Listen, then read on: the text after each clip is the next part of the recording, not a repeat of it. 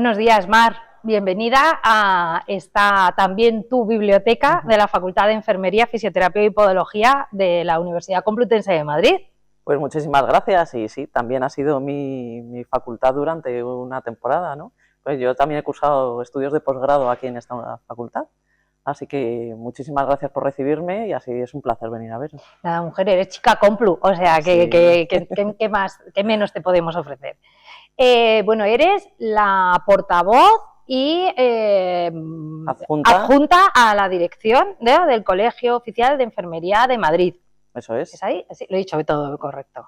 ¿Algún cargo más? A la presidencia. Sí. A la presidencia, perdón. Bueno, también soy ahora actualmente la tesorera del colegio, pero bueno, fundamentalmente sí. El cotarro. Yo entré en el colegio a principios del 2020, fatídico año, como portavoz. No tenía un portavoz oficial del colegio y me llamaron pues para ese cargo, que luego, bueno, ha ido creciendo mi papel dentro del colegio en estos años. Bueno, entonces algo bien habrás hecho, ¿eh? Muchas cositas bien has tenido que hacer para ir creciendo el papel. Yo creo que las enfermeras estamos muy preparadas y es verdad que ese papel de visibilización muchas veces de las propias instituciones o de la profesión en su conjunto, pues a veces está invisibilizada y nos ha costado dar el paso como enfermeras en contar qué hacemos y qué somos, ¿no? Totalmente.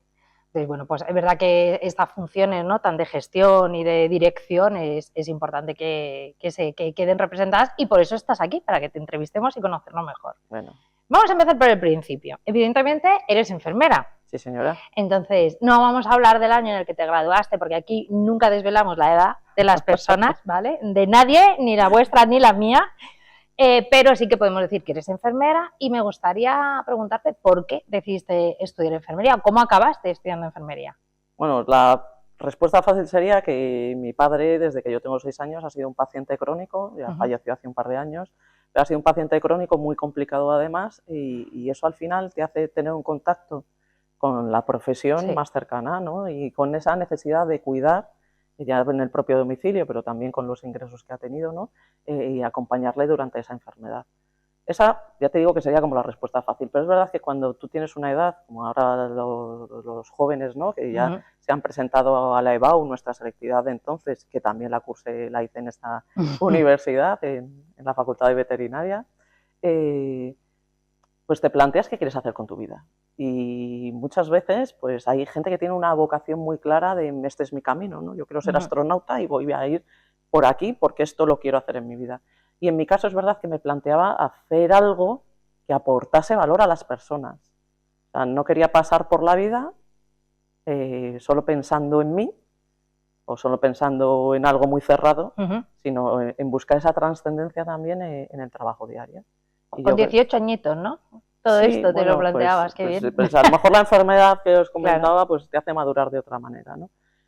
O circunstancias vitales que has podido pasar. Y bueno, yo creo que enfermería reúne todo eso. El cuidado en este caso profesional, que es lo que hacemos las enfermeras, trasciende de una manera absoluta en la vida de las personas, de la que muchas veces ni siquiera somos conscientes, no le damos valor al papel que jugamos en la sociedad en su conjunto, pero sobre todo en el individuo y en sus familias, ¿no? Cómo toca a las personas de una manera tan especial, ¿no? Que además nos recuerdan a las enfermeras, sí que nos recuerdan quienes han pasado por nuestras manos. Desde luego. Y si tú volvieras a aquel momento en el que elegiste enfermería, ¿la volverías a elegir como profesión o ya con todos estos años, con sus pros y sus contras también, te plantearías el futuro de otra manera? Sí, y conociendo lo que conozco además, o sea, es un sí rotundo, pero conociendo lo que conozco además, mi visión ahora mismo de la enfermería es muy diferente. Nosotras, y yo ya hace más de 25 años, no voy a contar cuántos más. Es que al final la gente echa cuentas. Que echen, que los años hay que cumplirlos, eso es bueno.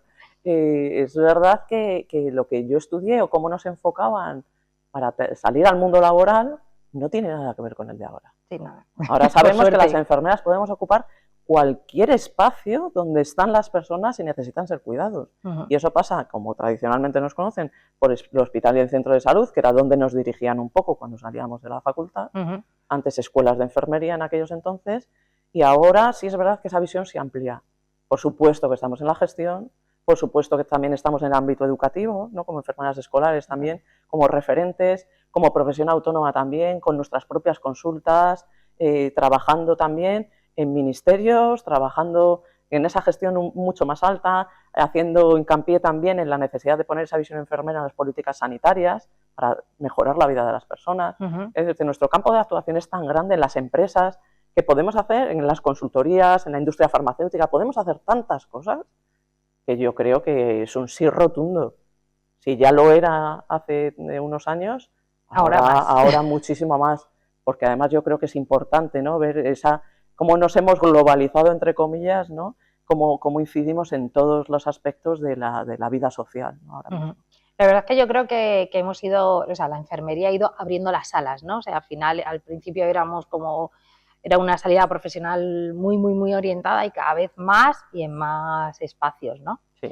Esto me lleva un poco, aunque ya lo has ido introduciendo, a qué retos tú consideras, ya que lo has visto además desde el propio colegio de enfermería, ¿qué retos consideras que la enfermería ha ido teniendo en los últimos años? Bueno, partíamos de unas especialidades que no tenían peso ninguno. Hemos visto cómo desde el año 2005 empieza a desarrollarse a través del Real Decreto y cómo poco a poco, y aunque por desgracia todavía ni siquiera en todos los territorios, en todas las comunidades autónomas, las enfermeras especialistas están trabajando como tal, en la Comunidad de Madrid tenemos la suerte de que por lo menos ya hay bolsa específica de empleo de todas las especialidades, ya empiezan a ocupar esos espacios, pero como también en un número reducido se nos sigue formando en especialidades, pues todavía ese reto lo tenemos, ¿no? De realmente ocupar esos espacios con el número suficiente de especialistas, ¿no? Sí. Y hay muchos especialistas que, ya te digo, a lo mejor están en hospital y no están en atención primaria, que es para lo que se han formado, y todavía estamos en una transición, que es lo que nos pasa en enfermería. Tenemos unas transiciones muy largas. Muy lento, es verdad. Sí, llevamos 20 años con ese Real Decreto y ahora empezamos como a asomar la cabeza y a ver un poquito la luz. Y eso no debería ser así, ¿no? Entonces esos retos que tenemos. Y bueno, ahora mismo, no solo en Madrid, no solo en España, no solo en Europa, sino a nivel global y en todo el mundo hay una escasez de profesionales que se cifra en millones. Y a futuro, con una población cada vez más envejecida, con mayores patologías crónicas, con como hablábamos, mayor necesidad de cuidados profesionales, nos vamos a encontrar sin enfermeras suficientes. Ya vivimos.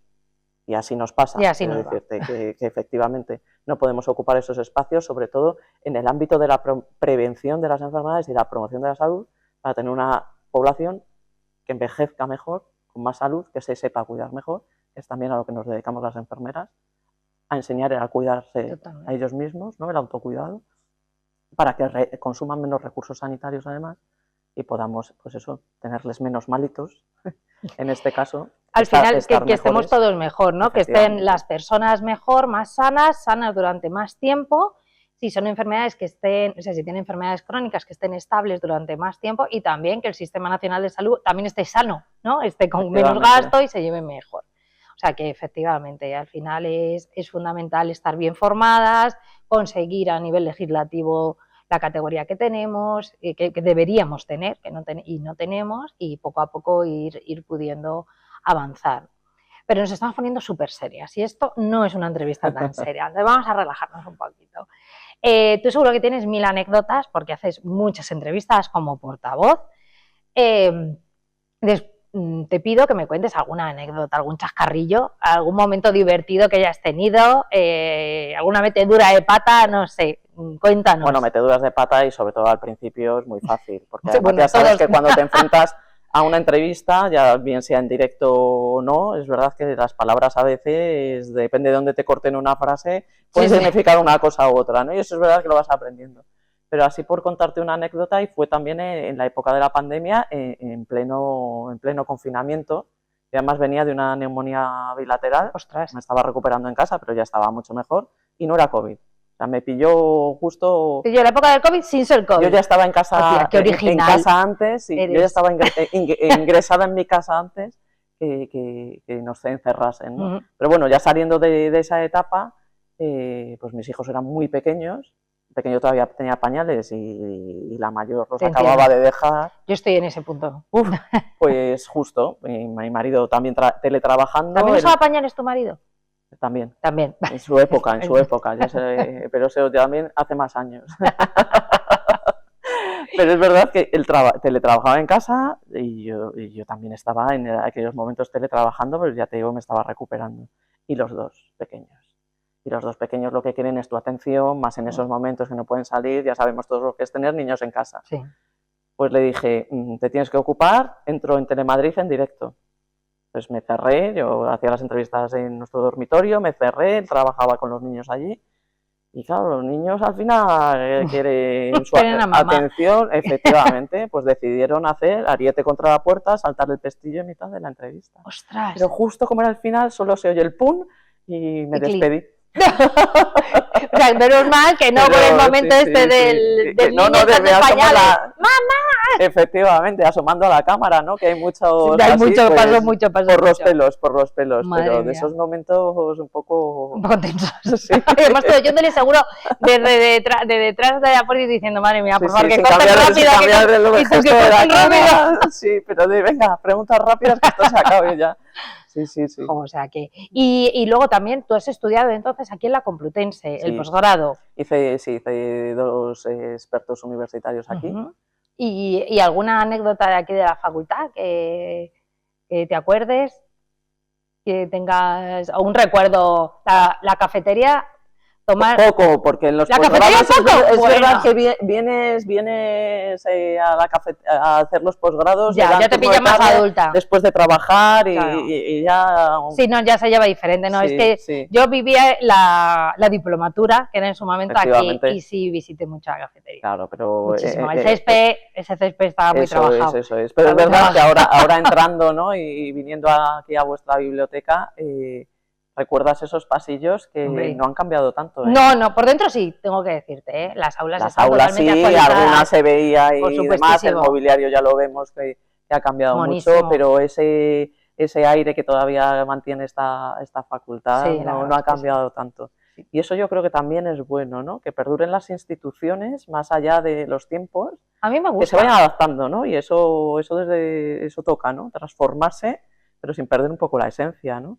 Y eso es lo que yo me encuentro aquí. También. Claro, que parte de la gracia, ¿no? Y de lo bonito de esta universidad, de la Complutense, es que es histórica. Sí. Es el saber que en la Facultad de Medicina, que está paré con la Facultad de Enfermería, pues es que esto ha sobrevivido a la Guerra Civil, estos edificios han sobrevivido a la Guerra Civil, entonces... Es algo que es importante, con sus reformas internas y con sus actualizaciones. Yo creo que, claro, efectivamente, todo, es una universidad de todos. Efectivamente. Hayamos pasado o no por aquí, forma parte pues, de Madrid, forma parte de nuestra historia y todo el mundo tiene recuerdos, porque si no venías aquí a estudiar, venías a ver algún deporte porque se hacía aquí, ahora tenemos incluso conciertos, ¿no? En el Botánico, o sea que la vida universitaria, aunque no fuese propia tuya y estudiases en otro lado, al final la has vivido de alguna manera, yo creo. Todos tenemos algún recuerdo de la facultad y la cercanía además pero no es un campus que esté alejado, entonces yo creo que todos hemos pasado. Sí, todos hemos pasado por aquí. En algún momento hemos pasado por aquí, ¿no? ¿Quién no ha quedado en el caballo, ¿no? Efectivamente. Más allá del metro. Así que, eso es así. Vamos a volver un poco al tema de las especialidades y aquí voy a arrimar el escudo a mi sardina, me lo vas a permitir. Por supuesto. Estamos trabajando desde esta facultad en crear un máster de asesoramiento genético para enfermería y otros profesionales de ciencias de la salud, pero está enfocado en enfermería. Entonces va a ser el primer máster de asesoramiento genético para enfermería en España, el segundo para otros profesionales de ciencias de la salud. Entonces, ¿qué opinas? ¿Asesoramiento genético, genética, enfermería, es más un deseo, es una realidad? ¿Cómo lo veis? Pues lo primero, daros la enhorabuena por ello, porque yo creo que hay que ser valientes y dar esos pasos y ver lo que hablábamos, ¿no? Cómo la enfermería abarca mucho más de lo que nos podemos creer, ¿no? Si hace unos años hablas de enfermería y genética, dices, yo no le veo sentido, ¿no? Si las enfermeras estamos donde las personas necesitan y necesitan ese asesoramiento en salud, ese apoyo emocional a la hora de tomar decisiones complicadas. Muy complejas. O sea, que yo daros la enhorabuena y creo que sí, que enfermería tiene que ocupar todos esos espacios donde ahora mismo, si preguntásemos a otros, dirían, ¿vosotros qué hacéis ahí? Hacemos muchas cosas. Pues muchas más, muchas cosas. pues muchas gracias. La verdad es que sí, que yo creo que un poco locos estamos, porque también hay que estar un poco loco para Siempre lanzarse, hay que romper el molde, un poquito ahí, claro. Hay que romper el molde. Pero bueno, me alegra saber que no como para ingresar. Todavía podemos estar, habrá que hacer seguimiento hueco, ¿no? Y habrá que ver efectivamente cómo lo reciben las enfermeras, pero yo creo que efectivamente las primeras que se lancen serán esas que quieran romper también un poco los límites que nos han puesto o que nos hemos impuesto muchas veces, ¿no? Genial, pues vamos a hablar ahora del CODEM un poquito. ¿Qué retos tiene el CODEM a partir de ahora? ¿Cuáles son los próximos retos a los que se enfrenta? Bueno, estamos ahora en plena transformación digital del colegio, en acercar al colegiado el colegio, no solo con actividades, que ya lo hacemos y que en los 2 últimos años ha crecido de una manera exponencial, sino... Mira, una cosa que me molestaba a mí mucho cuando yo llegué al colegio, dice, me encontraba compañeros que decían, yo no he pisado al colegio desde que me colegié. Dije, pues no estamos dando a ver el colegio el potencial que tiene, ¿no? El colegio es mucho más, es un centro de apoyo, de formación, de asesoramiento y donde se reciben además iniciativas de muchas enfermeras que en cuanto se ponen en marcha, ¿no? Yo creo que el reto fundamentalmente es ese, acercar a las enfermeras a su colegio y que lo sientan y lo vivan como suyo. Y eso de dentro, pero para afuera y de cara a la sociedad es visibilizar, es representar a la enfermería, que nos vean en ese papel, en esos papeles tan diferentes que podemos jugar y en lo que aportamos. Pero como decíamos antes, nos conoce el paciente porque lo vive en primera persona, pero el resto de la sociedad no nos reconoce, y que no se nos reconozca y que no se nos vea, eso influye en todo, en que nos invierta, en que no se creen nuevas especialidades, en que no haya el número suficiente de enfermeras, pero en definitiva lo que lleva es a unos peores resultados en salud porque no estamos haciendo lo que tenemos que estar, ni estamos donde tenemos que estar, y eso pues merma la calidad de la atención que se está dando, ¿no? Pues me estoy dando cuenta ahora mismo que todavía no hemos explicado qué es el CODEM. Esto del Colegio Oficial de Enfermería de Madrid, ¿qué es el CODEM? Bueno, para aquellos que no lo conozcan todavía. Si tú te lees la definición, es una corporación de derecho público. Vale. ¿Y qué es eso? Claro, pues, decir, vamos a traducirlo un poquito más. Eso es. Y una parte que se le encomienda una función pública, que es la de colegiar, la de comprobar que las enfermeras, a través de la colegiación, son enfermeras. Que no cualquiera puede hacer lo que nosotras hacemos, porque nuestras competencias están muy definidas, nuestra formación también, entonces eso lleva aparejado la pelea contra el intrusismo, ¿no? Claro. Personas que consideran que pueden hacer lo que nosotros hacemos sin tener la titulación, sin tener la formación, sin tener la colegiación. La colegiación es esa garantía de que a mí me va a atender una persona que dice que es enfermera, lo es. Entonces tiene eso. El colegio también vela por esa, además, por esa ética profesional, ¿no? A través de su comisión deontológica, que las cosas se hagan como se tienen que hacer, ¿no? Y se revisan las actuaciones a veces pues que no han estado acordes o se averigua si lo son, se da formación también, ese es un papel fundamental, ¿no? Pero el colegio al final es la suma de sus colegiados, la suma de las enfermeras de Madrid. En Madrid somos 46.000 enfermeras. Fíjate qué asociación más grande y más potente para poder conseguir cosas, ¿no? Y tenemos ahora mismo más de 22.000 enfermeras formándose, que es un deber que tienen las enfermeras y que el colegio tiene esa función también de apoyar en la formación continuada, porque se mejoran, porque hay más evidencia científica y se tiene que dar esa formación para que sigamos prestando ese... No vale salir de la facultad y ya está. Nuestra vida laboral, nuestra vida profesional lleva aparejada la formación continuada y eso también lo hace el colegio, ¿no? Pero sobre todo el apoyo a la investigación. Estamos hablando, ¿no?, de que siempre se han hecho las cosas así, pues hay que ver si esas cosas que se han hecho hay que cambiarlas o no. Y el papel que tiene el colegio también en la investigación, en el apoyo a la investigación a las enfermeras, pues está ahí. ¿Por qué? Porque muchas veces, si no lo hacemos desde el colegio, no van a encontrar ese apoyo. A través de becas, a través de apoyo a la asistencia a congresos y jornadas, a través de los premios de investigación, quiero decir que hay varias fórmulas de la publicación en revistas de alto impacto para que las enfermeras se puedan nutrir de eso que muchas veces no encuentran y que va solo a coste personal y al tiempo muchas veces de la familia, ¿no? Bueno, Mari, hablando de la familia, ya que lo acabas de comentar, bueno, ya nos has dicho antes que eres mamá de 2 niños, bueno, un niño y una niña, ¿no? Sí, ¿Qué? eso es. Vale. ¿Tú en algún momento puedes parar y desconectar? ¿Cómo lo haces? Porque con el trabajo que tienes, la dedicación que tienes, es un trabajo que no es de X horas y luego se acabó, claro. No. Y luego en casa con la familia.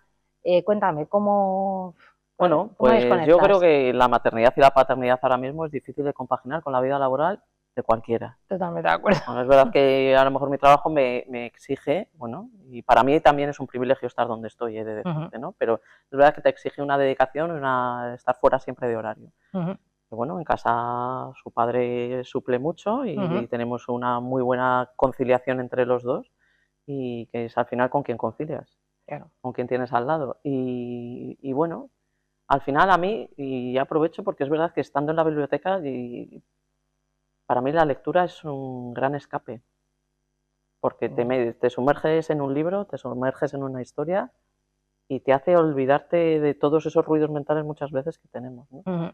Pero bueno, ahí no hay que descuidar tampoco, y la mente hay que cuidarla, pero no hay que descuidar el cuerpo. Y bueno, el andar, el pasear también te lleva a esos momentos de reflexión.